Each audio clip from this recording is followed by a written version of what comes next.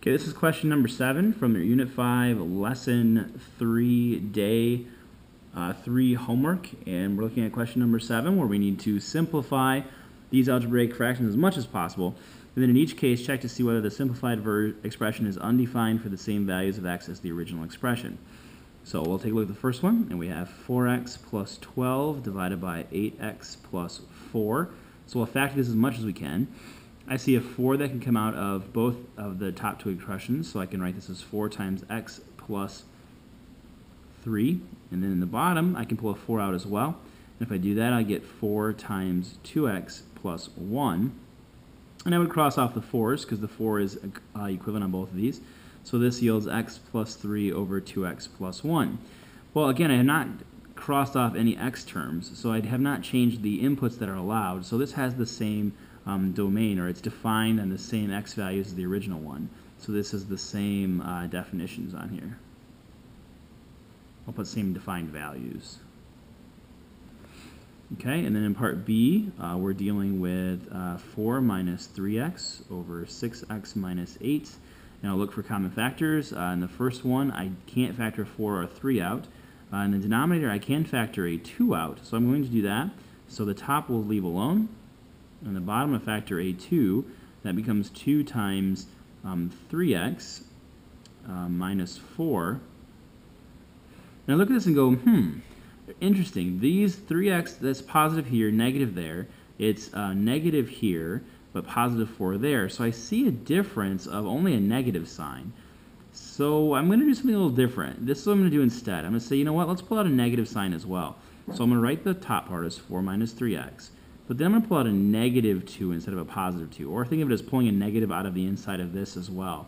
Pulling the negative out would change the sign. So this would be negative 3x and a positive 4. Or in one more way, I would change the order so it matches the top. So I have 4 minus 3x on that, and I have a negative 2 times 4 minus 3x on the bottom. Here I can cross off the 4 minus 3x, right? And it leaves me with 1 over a negative 2. So this is the simplified expression. However, since we crossed off 4 minus 3x, wherever that equals 0 would change the domain.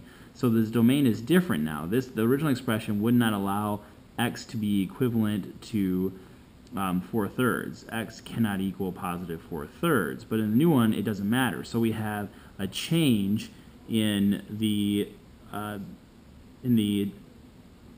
values that make this expression work. So this is a change in values. Okay, let's go to part C. Part C gives us 15x squared plus 6x all over 3x squared. So on the top, I see that I can factor out a 3 and an x. So I'll pull out a 3x, and on the top, I'll have left over 5x plus 2. And then in the bottom of the expression, I don't really need to factor that because it's already 3x squared. But what I'm going to do, though, is kind of write 3x squared as 3x times x. That way I can see very, very well now that 3x on the top and on the bottom, so I can cross this off. And it leaves 5x plus 2 all over x. Now, I know I crossed off an x this time.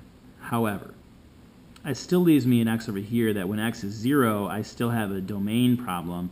I have perhaps a vertical asymptote that occurs there.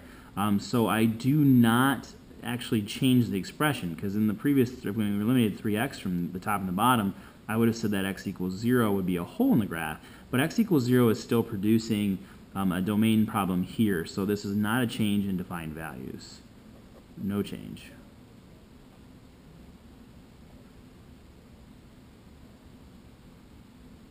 Okay, last one on D. 4 plus x squared over 16 minus x squared.